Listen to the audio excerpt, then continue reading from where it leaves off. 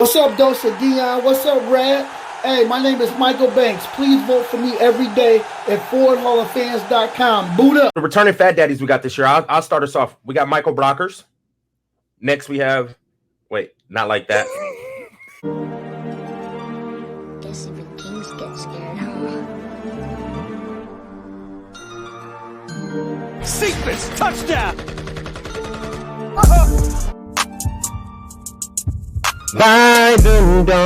And you got what? 9 and 8. That's not crazy. Swift on Pro Bowl this year. Lock it in. Zone touchdown, Detroit Lions. Trey Flowers for a third-round pick. No. You're tripping.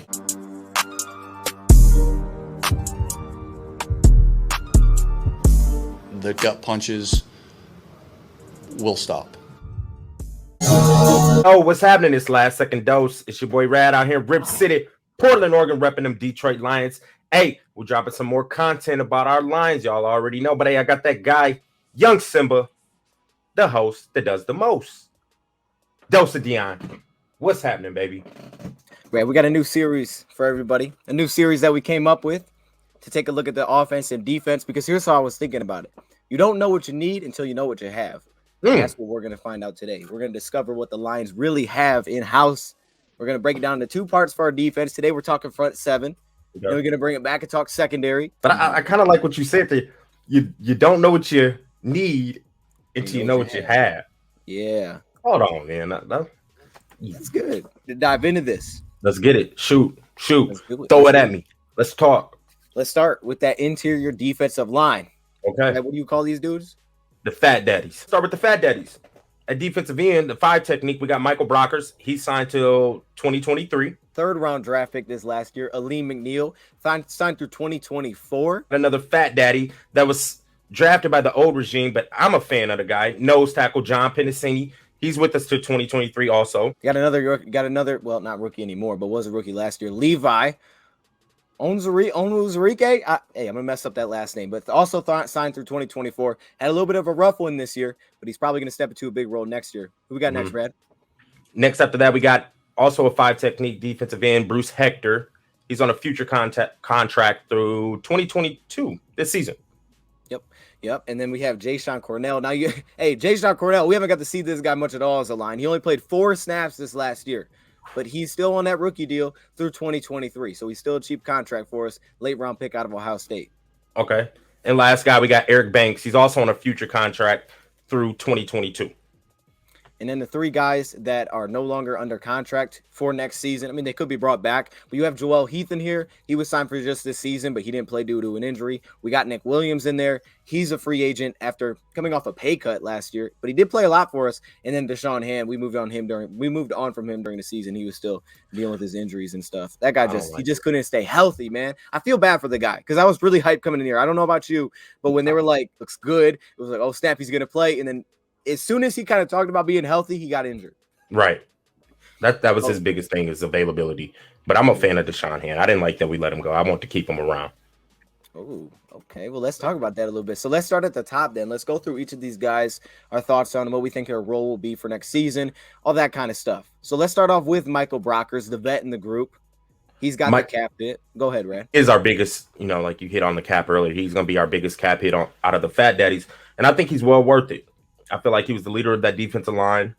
We need to keep him around. I think we need to keep him until his contract just runs out, just because we have a young core as far as like the interior Fat Daddies.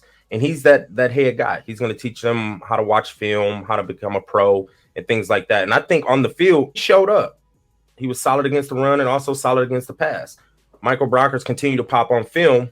So I like him coming back. I want to run through his contract, and he's an asset to our defense. I wanted to throw this in here because I did find some advanced stats here. Now, I get it. There's a lot of factors, different players, scheme, linebacker. I mean, there's so much that goes into this.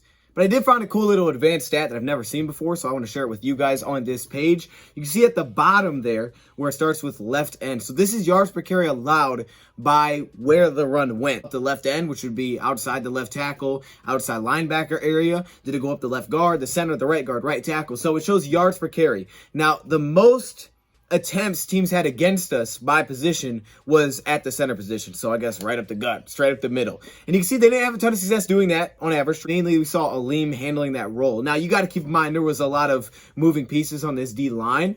But from the film I've watched where I've seen guys line up the most, I tried to label that. So you can see the left end was kind of rough, 4.63 yards per carry. I guess not a huge surprise that we struggled a little bit when you look at left end, right end, because those are the positions where we had a lot of injuries, COVID. You know, we didn't have our top 2 outside linebackers this year. On the left end specifically, it was Romeo to start, and then we didn't have Romeo. So it was like Julian, Austin Bryant. Trey Flowers went down. It's mainly Charles Harris that handled that role. At the right end, he handled the left tackles. So those are the guys that I saw line up most of that spot. But again, there was guys like Jesse Lemonnier and players like that got lined in there. And then you look across the offensive line, left tackle, 4.53 yards per carry. But in the interior, left guard. And that's mainly where Brockers tended to line up, whether that was 5-tech, he'd slide inside on a guard, which was usually left guard. That's the side of the offensive line that he played against. So he had some versatility. I mean, even sometimes he would line up over the center. But he had some versatility, but it's mainly that side of the offensive line that he played on. And you can see the least successful area that teams had running the football was up the left guard,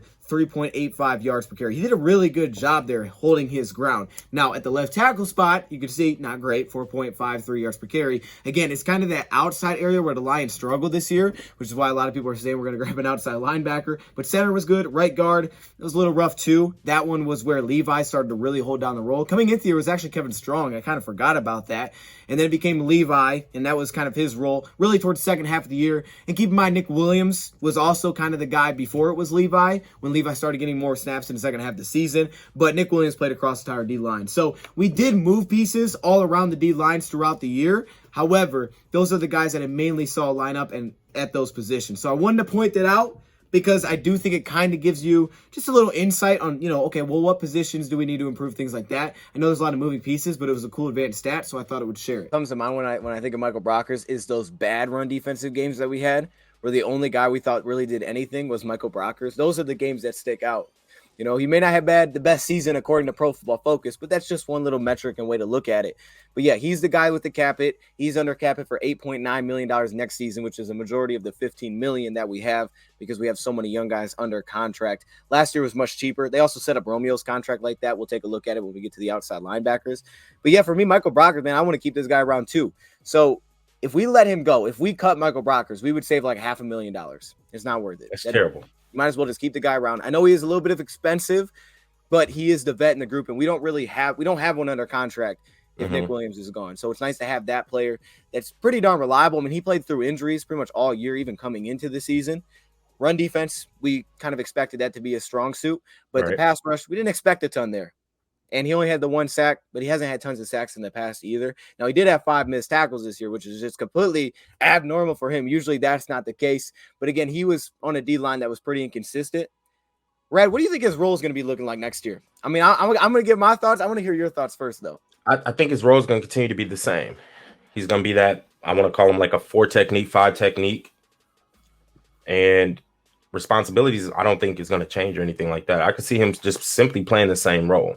Because nose tackles, I don't think he's really big enough to just jump into that nose. Now, maybe on passing downs, we could throw him in at that like nose tackle position. But as far as those every down plays, he's going to be our 5 technique / you want to call it a defensive end and the 3-4, 4-3, things like that. So I think the role is going to continue to be the same as it was this past year. 622 snaps from Brockers, which is it's kind of actually a little bit low. It's actually less snaps than Nick Williams had last year. I think we also got if you look at the numbers, and I'll throw them on the screen right now, see that the second half of the season, we did start playing more of these young guys, Alim, McNeill, Levi, second half of the year to see more. We start seeing less Nick Williams, less Michael Brockers.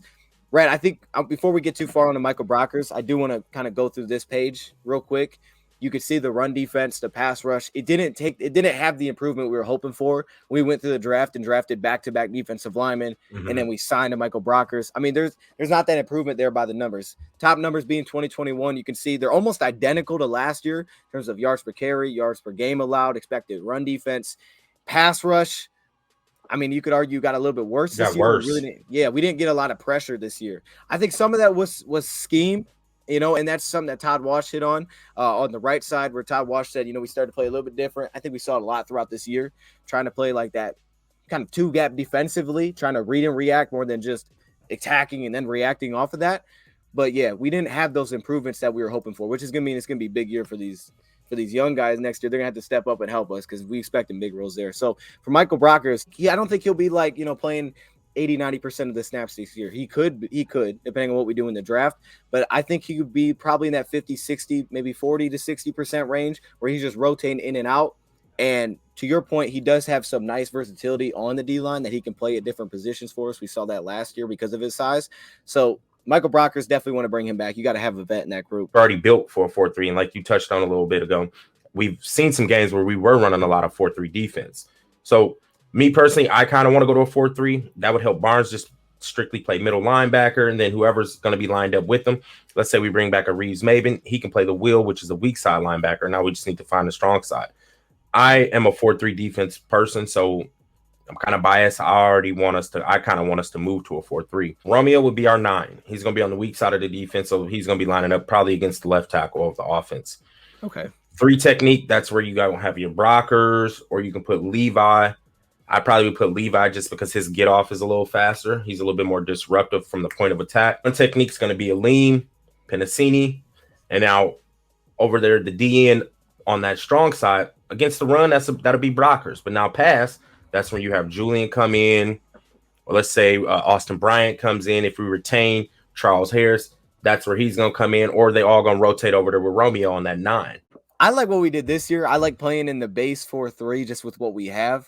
That way we can have a Levi, McNeill, and then like a Brockers, or so we bring someone else in this year, and then I like having Romeo outside linebacker. I like the idea of it. And then on the other side, I think it fits a guy like Julian better, being at his size than to put his hand in dirt. I don't know. I mean, he did do it at Notre Dame, though. So to your point, he showed that he could do it. I just like him better with that stand-up drop. I know rush, he can still do it, but okay. I like the question, man. We get into it early. So let's move down then. Let's go to the next guy. Let's go to Alim McNeill, who had probably he probably had the best season of NDE lineman for us.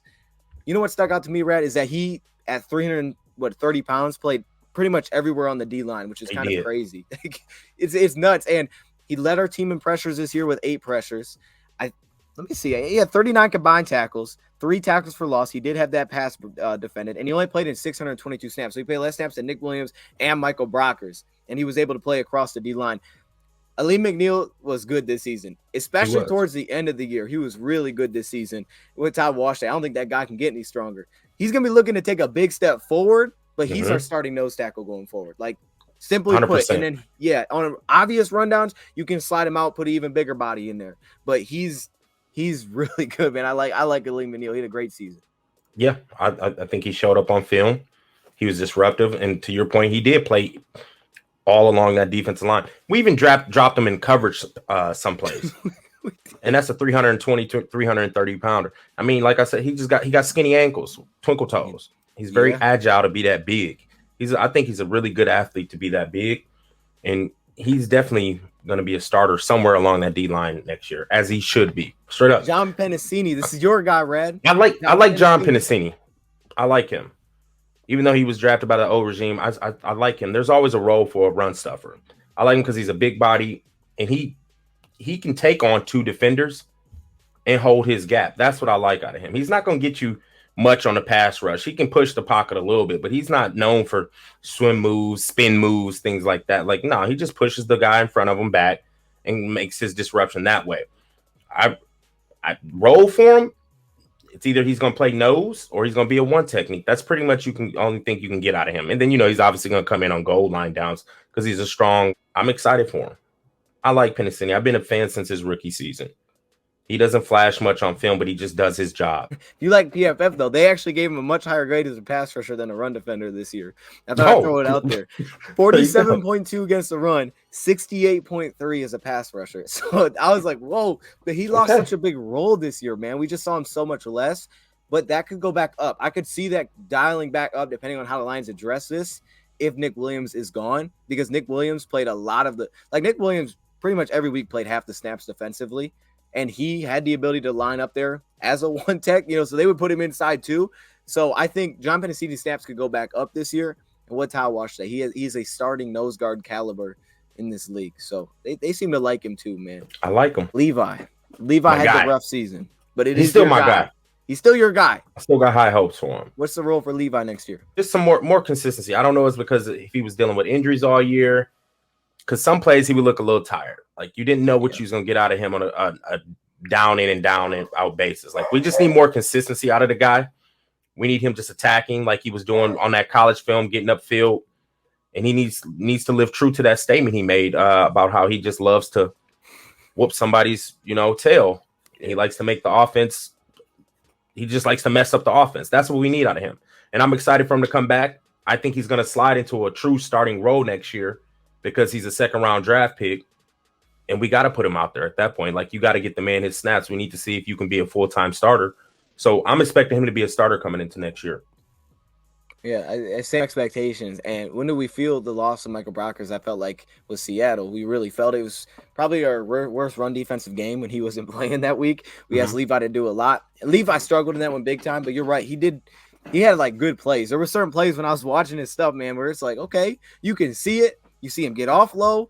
It's a lot to like. But I think, again, Todd Watt, I was watching a lot of Todd Watt interviews, so all this stuff is fresh in my head. I see. Go ahead. But the way that he put it was perfect, man. He's like, that guy's got to live under the squat bar. That's where he's got to be, man. To play that full duration, especially if he's going to be a starter. We're always going to rotate, but I do expect the same thing Rad does. I expect that he's going to have to take the biggest jump this offseason. He's going to have to become a starter for us. He's going to have to be that guy. And I think we saw maybe kind of like we did in college a little bit, like some of those great plays, but then there's other plays where he's just getting completely moved out of the spot.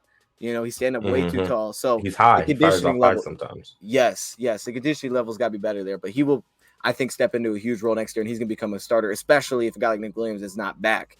And that moves us down to some of these future contracts, guys that we haven't seen a ton of. Bruce Hector was signed to a future reserve contract. We didn't see a ton of him this year, but we did see him more than Cornell and Eric Banks, and he is under contract for next season. So Bruce Hector, Rad, you got any thoughts on Bruce Hector? Bruce Hector, he had a good preseason for us. So has a shot to probably make the team. At the end of the day, he could help the defensive line. This is opportunities, man. That's what it was. A couple of solid games. He played in 3 games for us this past year. I remember putting him as an honorable mention on one of our – remember we were doing our LSD rankings? I remember having him as an honorable mention in one game. The guy showed up as a run defender, and he's got the same trait as a lot of other guys on his line. He's a big dude that can play across the D-line. He shows up on run defense. These future reserve contracts are no lock to be on the team next year. It gives you a shot. It's basically all it is, the offseason workouts. Which is cool. But if we got to cut you, there's no guarantees there, pretty much. So it's like, okay, we didn't lose anything. So Bruce Hector, I would say out of all these guys, and that includes Cornell, I kind of think Bruce Hector's got the best shot to actually make the team. And that includes Cornell, who's still under contract on his rookie deal. So Jayshon Cornell, he played 4 snaps this year. We barely saw him in 2020. And I like the guy for this defense, right? I do. I like his build. I liked him more in the interior with Ohio State as a pass rusher, but he's just not playing for us, Rad. He's suspended and then he's injured. What do you think they think about Jayshon Cornell and his future? He's still on the roster, so they must obviously like him. Because did you say he got suspended? He got suspended at the beginning of the season. Remember, it wasn't really like something he did bad, but it was like he got suspended at the beginning of the year. For you to get suspended and you're not a starter, you're not even making the active roster. They believe in you somewhat to keep you on the team. Well, he's got the 2 years left on his deal. I hope we get to see Jayshon. I've been kind of waiting for it, but it was just like this year was. And who knows if he's going to get his, because we're talking about guys that were thinking big starters. If they bring him more help this year, his opportunities are going to be very small. So we'll see, man. And then you have Eric Banks. He's also on a future reserve deal. We brought him in earlier this year. He was from the Chargers. He's only 275 pounds, which is why I brought him up in the Logan Hall video. But he's from the Chargers. He's also from the Rams before that. So there's their connection. And he's got the same, he's got ability where he may not be the biggest guy, but he was able to play over a guard. Kind of just wait and see because we haven't seen anything with Eric Banks. So we're at with those. I feel like we got 4 locks here, and then we have some question marks behind that with Cornell and Hector. We'll see what happens. I think we need 2 interior pass rushing fat daddies. I can't give you a name off the top of my head, but we need somebody who's a little bit more just pass rush oriented as opposed to run stopping. About 4 to 5 sacks as one of those interior fat daddies. That's the type of person I think we need to go out and get. Somebody who can create a lot of pressure from the inside. Got to bring him up. Nick Williams. We didn't talk about Nick Williams, but he is a free agent this year. He had that pay cut last year. I definitely think he played up to the level of how much he was getting paid after the pay cut, like $3.9 million for a season. He is getting older, So you know what he is. Last year he played a lot of snaps for us. He definitely could play across the line, but he was up there in some stats: 27 combined tackles, 4 tackles for loss, 7 pressures, which would have been second on the team. But he also played over 600 snaps for us. Think it makes sense for the Lions to sign a guy like that, or do you think that it's more of a draft approach? Say it's probably more of a draft approach. Okay, because he's getting up there in age. Not saying, and I like Nick Williams. He put up some solid film for us. I think we need to probably just address that probably in the draft. Somebody who can create some pressure. You got a one-on-one matchup from the inside. I need you to beat that guy. That's what I think we're missing, to be honest, along as far as like the fat daddies along that D line, is that we need somebody who can create some pressure. Levi, we thought was going to be that guy, but to touch on what you said, he needs to take a huge leap this offseason, and maybe he can become that guy who's going to create some pass rush. That's not a part of Brocker's gang. He's never been a pass rushing D tackle. I'm always like, hey, folks, stop the run first. You stop the run, we can get these passing downs. Nick Williams, he was better, I think, much better against the run defense. He doesn't really give you a lot as a pass rusher. He might get you a couple bull rushes here, but it's not a lot. I know he had that one season with 6 sacks, but I think that was just sticking with the play. Plus, he had a lot around him. If you got a very talented edge or D line like an Aaron Donald, like Brockers did, you're gonna get some sacks in there. Like he had the 5 sacks that one year. So I get what you're saying. Levi is the guy with the most upside. I'm with you. A lot of times I'm looking at dudes that are around 300 pounds that have the ability to line up at different spots. I think we do address it this year. I definitely don't think Brad Holmes overlooks any of this because he doesn't do that. The Rams never did that. I told you, Brad, we did drafted 3 tackles in the same year. They're not going to overlook the trenches at all. And that includes outside linebackers. So, yeah, I think the Lions got to go with the defensive lineman. There's a couple names that I do like, but I think they go with at least one defensive lineman in the draft. They may hit up 2. Just one defensive lineman in the draft. They may hit up 2. It just might, like you said. So, defensive line, man. That leads us to the very expensive positional group, which is outside linebacker and edge. Hey, it's Trey Flowers. He's costing all this money, man. Trey Flowers, his cap hit this year is more than the entire interior defensive. I don't even like hearing his name at this point. Not unless Buddy takes a pay cut, then we can be okay. But go ahead, man. Brad, so let me get what? Let me get the let's go through the players that are currently under contract for the Lions at the edge position. Trey Flowers, he's making most of the money here at this spot, and his cap it actually goes up next year, which is yeah, it goes don't tell me that. 19.9 million last year, right? Okay, that's solid. Now 23.2 million. Now, Brad, let me put this in perspective, right? TJ Watt is the highest paid outside linebacker, making $28 million a year. He just tied the most sacks in NFL history last season. So I just to get you get it rolling a little bit. Lions right now, I mean, and they were pretty expensive at this position last year, but it was a little different because Romeo's contract was less. But they're on the books for about $40 million next season, which would be 4th in the National Football League. Now, it's probably going to be pretty high because some of this, they just don't have a lot of options with it because of what they've done and also what was already here. So you have the huge Trey Flowers contract. We'll talk about him because I think both of us are on the same page with that one.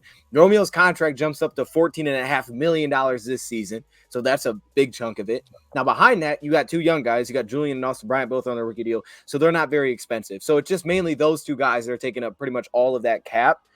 And then maybe you could add a little bit of depth to this unit. Plus Charles Harris. We got to go into Charles Harris a little bit, but he's not under contract. So Rad, Let's start with Romeo Core. $14.5 million this season. He came off a huge year, which led to that extension. And that partly gives me a feeling that the Lions could. That's like one of the reasons I would point to why the Lions would resign Charles Harris, because they didn't have Romeo. They never coached Romeo. They saw he had that one really good breakout year, and they decided to give him an extension for 3 years, $37 million.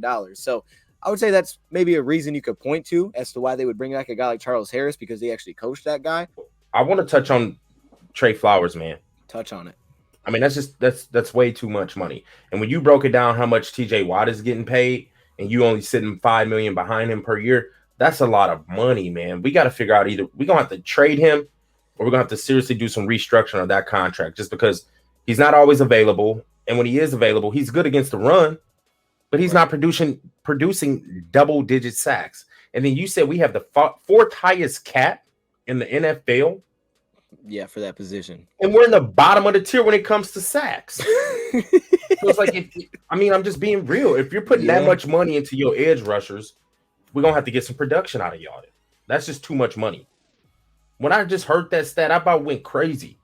4th highest and we're in the bottom of the barrel when it comes to sacks. Like that's terrible at this point. That's terrible. May end up just happening is they may end up cutting him because I don't know if a trade is going to come their way. No, I hope it does. We're gonna trade him back to the Patriots. Remember, I say this. There ain't no way. There's no way, bro. We're gonna trade him back to the Patriots. Watch, we're gonna trade him back to the Patriots. I hope you're right. But I was reading something yesterday that said the New England Patriots, they don't pay pass rushers. They don't do it, man. They did with Chandler. They did with Chandler. They pay Jones. corners. They pay corners, and then they put their linebacker like Jelani Tabai. He's an inside linebacker that we moved outside linebacker in Detroit for the same reason. That way he could take up 2 positions. Remember, that's why we let go of Devon Kennard to save some money. And I don't know why we did that either. Everybody's got priorities. There's no way they're paying Trey, but I hope they do. However, I think one thing that may end up just happening, we're gonna have to take off like 3/5 of that deal at least. Thinking the Lions this year, I think they'll end up just cutting him. It could be post June 1st, but I'm gonna say they do it pre June 1st, and then they just open it up for 2023. You know, they get that, I guess you call it like a monkey off their back for this year. So they cut him this year, they'd save $10 million, which if they did re-sign a guy like Charles Harris, they'd probably still be saving money. So I think they cut it this year. They kind of cut their losses. They take on the dead cap, which is $12 million for this season. So that's what they would owe him because he still has 2 years left on his deal. And then next year you free up a lot of money because then you no longer have to worry about his deal.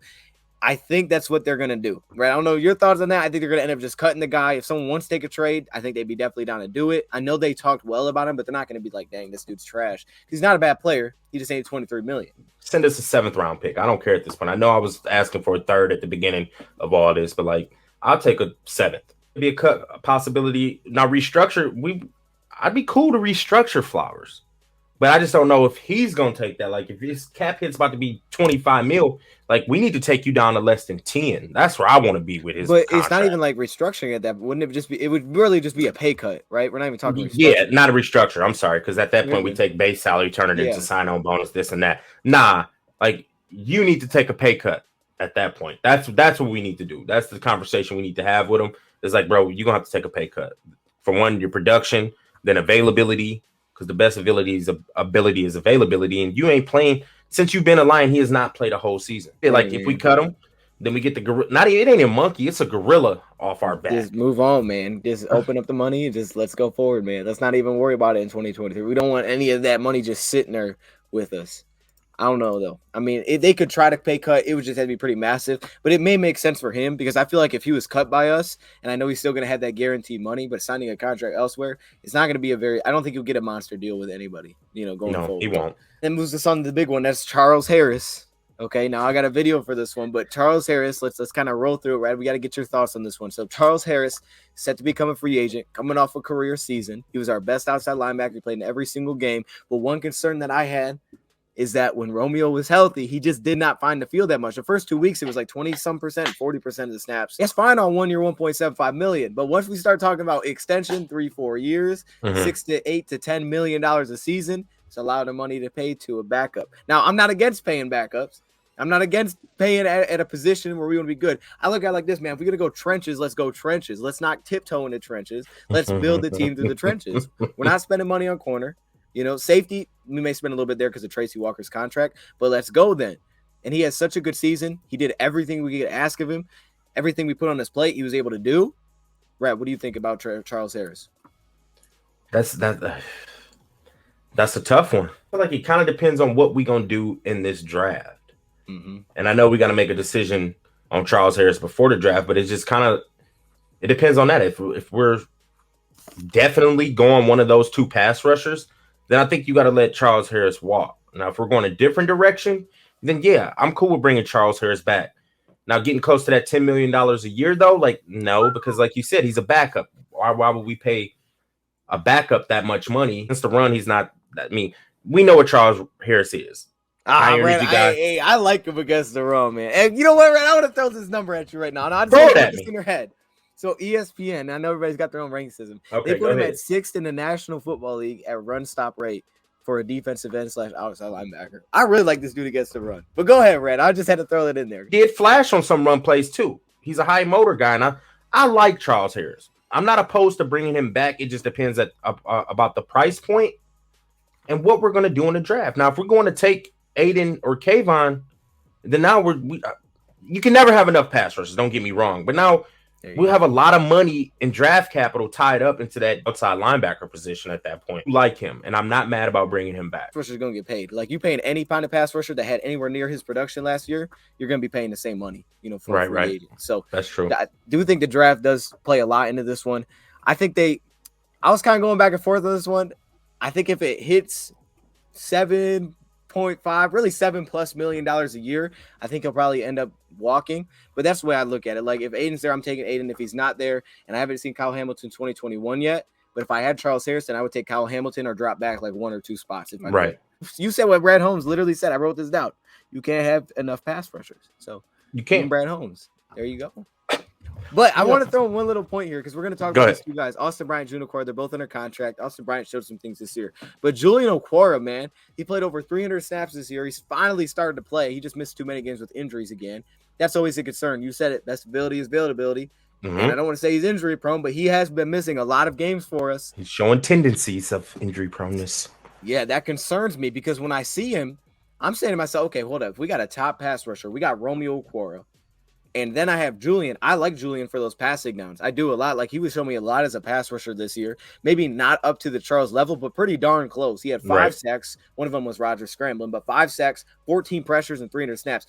Basically, if you multiply the amount of snaps that he had and made it equal to what Charles Harris was getting, he would have outdid his numbers as a pass rusher this past year.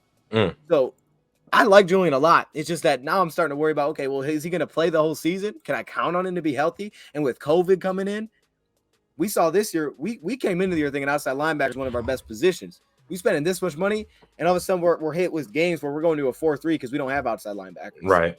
The COVID stuff is concerning. So that'd be another reason why I think the Lions could be a little bit cautious and be like, all right, let's re-sign the guy just in case. Because I know it's a lot to spend, but you just don't know anymore. You don't know. And now Romeo's coming off an injury. You just don't know what you're going to have health-wise. Even need to bring back Charles if Julian's showing that growth and that improvement?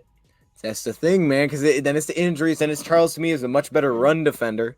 He was reliable last year. Julian can do athletically everything Charles Harris can do. I think they're definitely going to be signing Tracy Walker back. I think that one's locked. That's a whole new situation. The safety is completely different because you really need 2 if Tracy Walker's not back. But even if he's back, you still need another guy in there. So I think he gets re-signed. So I think it's just how much does that contract hit? He wants stability. He's going to want a long-term deal, and someone's going to pay him. So I think it's going to be really tough to bring him back. But I want to have Charles back because I liked how he played so much this year. I'm just completely on the fence with this guy, man. I know. I can't make up my mind. It's a tough decision. It really is. Right, let me throw a hypothetical at you right here. Ready? Go. Ready. Charles Harris. He comes in, he sits down, he says, look, I want 3 years, $7.5 million a year. Are you signing that? Okay, we'll do it. Yeah, I'll take it. Doing it? I'll take it. 8 sacks a year. So at that point, I'm getting a sack per million. Okay, that's a way to look at it. A sack per million. Dang, man, just the way you put that. That's a lot. Just think how much money that is. I don't know, but them 8 sacks, $1 million. Like, them sacks could be key, bruh. Like, they can. He finished top in a lot of categories. I won't go all the way into it because, we got the video on it. You can see the advanced stats at the bottom. You can see, top 20 in pressures this year with 52, 17th in pass rush win rate. Like, he put up numbers this year, man. Right. I'm seeing. And I know his numbers weren't great, but think about it. When him and Julian were out there, as much as, Julian's stats could be very comparable to him in the same amount of stats and snaps. But when they're both on the field, the attention goes to Charles. He plays the left tackle. He doesn't have a guy to take pressure off him last year. So that would be your expensive position. And it's okay. You got to pay somebody. You got to pay some position. If we're going to go, let's go. Inside linebacker, Red. This is the one right here. So this one's off the ball guys. Now we don't have too many. We ain't got too many coming back. I was just about to say that. We only got 3. Derek Barnes is the only guy coming back. And like you said this about Levi, you feel like he's the biggest guy that needs to take the biggest step forward this offseason. I think it's Derek Barnes. Okay. Blitzing from the inside, hitting the A gap, B gap, things like that. And I think he's about to get pushed into a starting role this year. So we need to see a huge step from him moving forward. And I think he can do it. The other guy under contract I want to say is Curtis Bolton, Devontae Beckett. Beckett becomes a starter next year. I mean, right? Remember what they told us? They said, we're going to leave him on the practice squad this year, let him get his body right, get ready for, basically the future. So maybe Beckett's a starter this year. Beckett had good college film. He was a beast in college. We got to see him in preseason, things like that. Yeah. Now, We barely saw him in the preseason. Jalen, he's coming back Jalen's coming back. because he's put up some good film, and then he's a key special teams player. He flies on special teams. He's shown that he can be an every down linebacker. I think he's coming back. I think we could probably sign him to like a little cheap 2-3 year deal. Reeves Maven, I would say out of everybody's in free agency, he is the lockiest of lockiest to come back next year. Lockiest of lockiest. Lockiest of lockiest. I don't know. Double A. What's your thoughts on? Duracell. All right, we're gonna throw this picture up right now. If you didn't see the Instagram post, I sent it to Rad. It kind of sounds like he says chapter 6, which okay, 6th year, I get it. Black and white picture that hey, he might be on his way out. They might have informed him, hey, thank you for this year. You helped us a ton, but we're gonna be going a different direction. I don't know though. I like Duracell. I don't care what PFF says. You could throw me the numbers and be like, dang, he wasn't good this year. I disagree. I would disagree. You can't just take those numbers and have that end all be all. And you felt him when we didn't have him in the Denver game. You felt him when he went down. That loss. We were terrible against the run. I could see this being, I could see him being out this year. I could see that being the case because I do think Jalen Reeves maybe comes back. To your point, Derek Barnes, he's gonna have to step up. Derek Barnes to me is gonna be a starter next year. And actually, like Derek Barnes, I like the way he played to finish the year, man. I really do. Because we always knew that run defense, that closing was there. We knew what he could athletically, naturally do. We saw it in the preseason. But in terms of like understanding his role and what they were asking him to do, being able to put him on the field on pass downs, third downs, like, man, we could blitz him more if he could be on the field more often, I really started to like the way Derek Barnes was playing towards the end of the year. Still wasn't perfect, but I thought there was just huge improvements. And I'm just thinking this is only year 2 of off-ball linebacker. Now let's see year 3. This is going to be his big year again to step up, play that big role. So I think he does become a starter next year. I think Jalen comes back. They said he'd have a shot to be a starter this year. But I wouldn't have a problem with bringing back Duracell either because me either. Hey, if Barnes ain't ready, I'm cool with Alex Anzalone. We got Alex coming in. And he could be a specialties player. And I don't think he's signing a contract elsewhere that's going to be expensive. I think it could be very similar to last year. So I'd lock him up 2-year short-term deal. But who knows? It sounds like he might be on the way out. And then you have Anthony Pittman. Rad, he is an exclusive rights free agent. So you could bring him back super cheap. You could just right. So he's probably coming back. The last second question. Get Duracell? Yeah. Or Jalen? Who you taking? I knew it, man. I knew that was coming. What do I think you do, or what would I do? No, what would you do? 2 years, 4.5 a year. Have to go Alex. Okay. But definitely think the Lions go Jalen. Definitely think it's Jalen. And we already know what he is on special teams. But no, I mean, that's no disrespect to Jalen because I actually really like the way he played too this year. Like he got it rolling. And it was you could call this Jalen's rookie year. He never really played up until this year. Pretty much. It's hey, you're going to get a shot and you're going to play into defense. That's kind of resembles a little bit more of what you did back in college because you didn't fit. You weren't 260. You were 230. So we can't play you in Patricia's defense. Like, little sleeper to me, but makes a lot of sense to re-sign him. I'm re-signing Sean Deion Hamilton. He's an unrestricted free agent. I know he didn't, not unrestricted. He's unrestricted. I don't know why. Unrestricted free agent. He didn't play this season, but I would absolutely re-sign him. I would too. You would too. Yes, I would. I would agree. We saw him in training camp, man. He was going to be a starter coming into the year. Like, no question he was coming in as a starter. Not Barnes. It was him, and it was Alex. It was like, those are the starters. Hey, if you play Madden and you auto the depth chart, he's a starter for you. Super cheap. And even if he's not a starter, as well as he played last year in camp, it'd be like, hey, all right. It's like Okudah. Okudah played so well in training camp that you knew he was going to be the guy, and then he got hurt. Hey, by the way, on a little quick Okudah note, I know this is completely off topic, but I was reading something yesterday. So Cam Akers coming off the same injury as Okudah, and you saw what he looked like. Dang, Cam Akers looked good. They said it's a 9-month process. Okudah will be way ahead of that. Yes. He might just come back as the same kind of guy, man. I'm just saying. I just want to throw that in there because he might be coming back. You know what? And I hope he does because at that point, our DB room has improved. He doesn't come back. I still like our DBs, even though they're not big name guys or nothing like that. I still like the current cornerbacks we have. They're gonna make a name for themselves. Just ask Troy Hill, undrafted. Here we go. Now Troy Hill's got that big deal with Cleveland. I like it. Right. So what do we need to do? Because this is one of our cheapest position groups under contract. We're saying we're bringing back Jalen. So and Sean Deion Hamilton. So we'd be looking at Devontae Beckett, Curtis Bolton. Both guys really didn't play. Bolton was the special teams guy. Derek Barnes, who looks like he may be our starter next year. Sean Deion Hamilton, You said Anthony Pittman too, and Jalen Reeves-Maybin. That would give you 6 linebackers, even though I don't think Bolton and Beckett are locks to make the team. I think Bolton probably gets cut. We'll see with Devontae Beckett. So we don't know about those guys. They could be practice squad players. So really, you got like 4 guys in there. I would say like 4 guys. Anthony Pittman, maybe he makes it. We'll see. So what do we got to do at that position? I want somebody who's going to create some turnovers.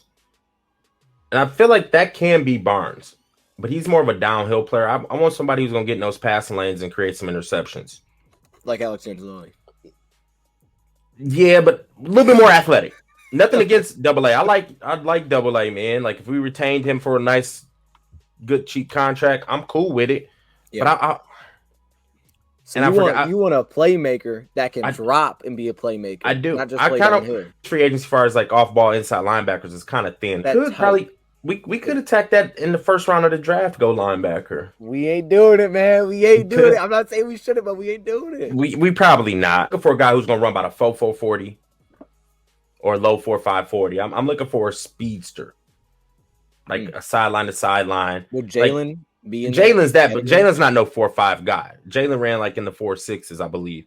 He's sideline to sideline. He can get to where he needs to get, but I'm looking for somebody like around that Devin Bush or that Devin White, like cover running back out of the backfield with him, stride for stride, things like that. What am I looking for at the inside linebacker position? Definitely the draft. And I know I'm saying, well, I don't think the Lions will go early. It's just looking at Brad Holmes' past. He hasn't went early in the past with the Rams. I just don't think that's where they're going to prioritize in this draft. I think it's trenches first. It's in and out. But specifically the inside linebacker position, I don't think it would be a super high pick for the Lions. But I do believe they need some help there. I think Derek Barnes becomes a starter next year. You can hear Rad wants another speedster to pair with Derek Barnes, get a lot of speed at that positional group. I'd be looking at more of that kind of linebacker, more of maybe a weak side type of linebacker, somebody that can help replace if a guy like Alex Anzalone is going to be on his way out. Someone that could help and give us some more of those coverage traits back, kind of like Rad said. Someone like that. And there's a lot of those later, mid-late round kind of guys that I'm really starting to like in this draft. They're maybe not the complete prospect, and that's why they're going a little bit later, or maybe they went to a small school, or maybe they don't have the numbers.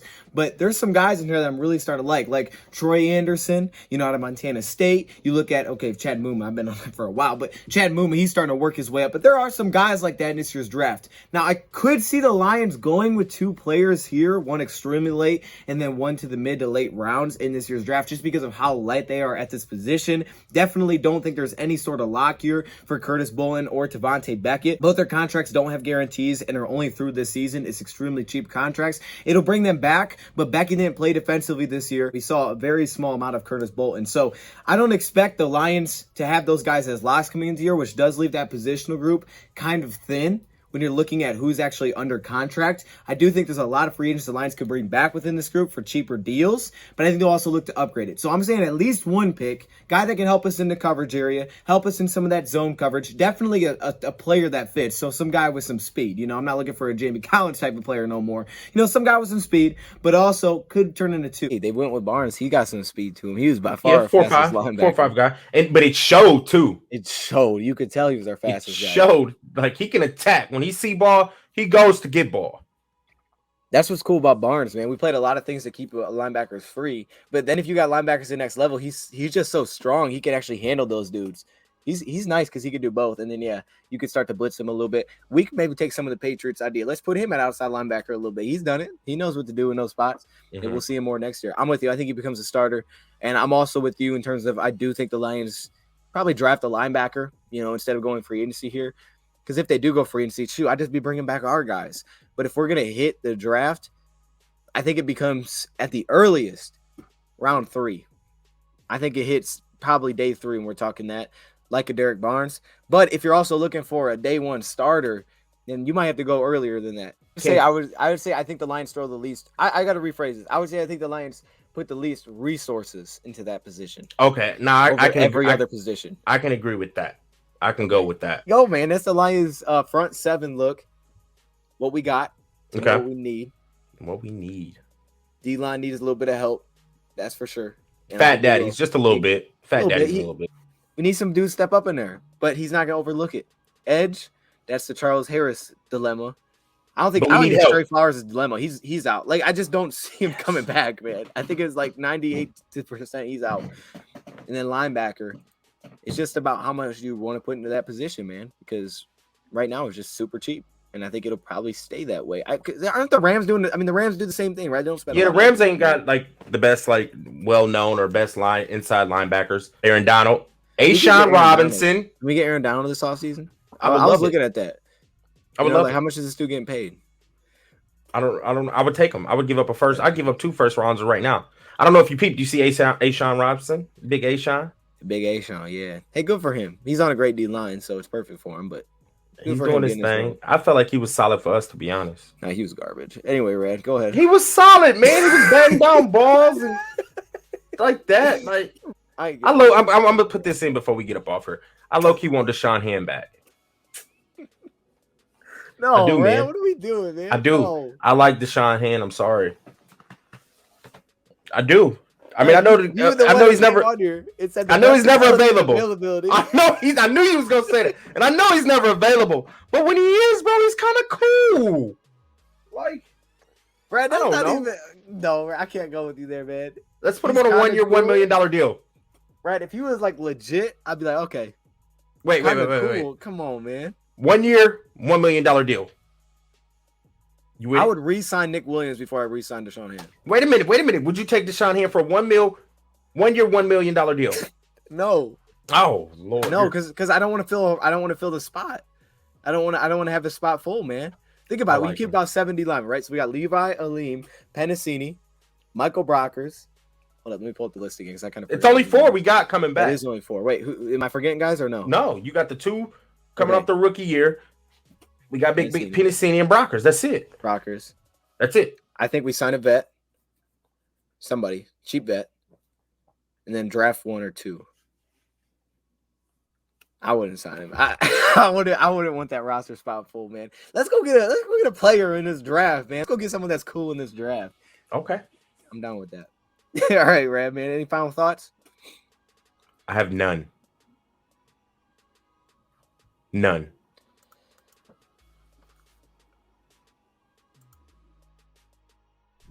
You're tripping. I did get that in there somewhere. I was just waiting for that one to go. How come I can't hear that? You can't hear it? No. I don't know. I couldn't hear when I was on someone else's stream too one time, so I don't know. I heard it though. He said you're tripping.